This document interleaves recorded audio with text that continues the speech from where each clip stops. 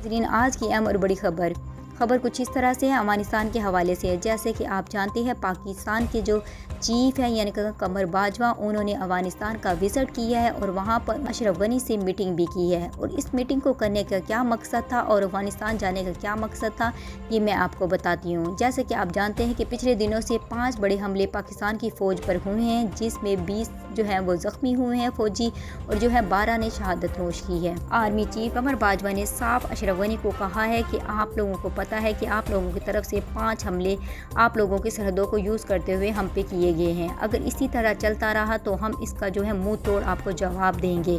और उन्होंने साफ उनको कहा है कि जो आप लोगों की यहाँ पर एजेंसियाँ, भारत की रॉ एजेंसी है, इनको आप कंट्रोल कर लें, ये सब कुछ यही करा रही हैं।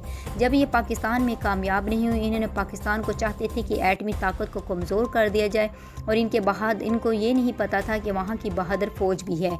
लेकिन वो मुल्क को अलग अलग करना चाहते थे, पाकिस्तान के सूबों को भी ख़राब करना चाहते थे, और वहाँ पर भी बम ब्लास्ट करते थे और मतलब कहते थे कि ये शायद तालिबान ने किया है। उन्होंने पाकिस्तान में भी ये कुछ करने की बहुत कोशिश की थी, लेकिन वहाँ पर वो ये कामयाब नहीं हुए, और अब वो जो है आपके मुल्क में आकर ये कर रहे हैं। अगर आपने इनको नहीं रोका तो हम इनका जो है ईंट का जवाब जो है वो पत्थर से देंगे, और हम भी इसका भरपूर मुकाबला करेंगे, और हम लोग भी इसको इसी तरह आप लोगों के साथ करेंगे।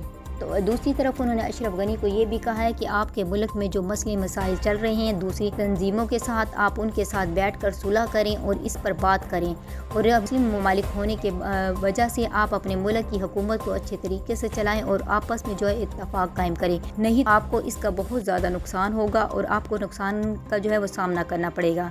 और आप बाकी जो है आवाम से भी यानी कि तालिबान वगैरह से भी बात करें और उनके साथ भी सुलह करें, ताकि आपकी हुकूमत अच्छी चल सके। लेकिन अब इसकी बड़ी वजह ये भी थी, कमर बाजवा ने साफ कहा कि अगर आप लोग पाकिस्तान पे इसी तरह हमला करते रहे तो हम जो है इसका आपको जवाब देंगे और आपको इसका बहुत ज़्यादा नुकसान उठाना पड़ेगा।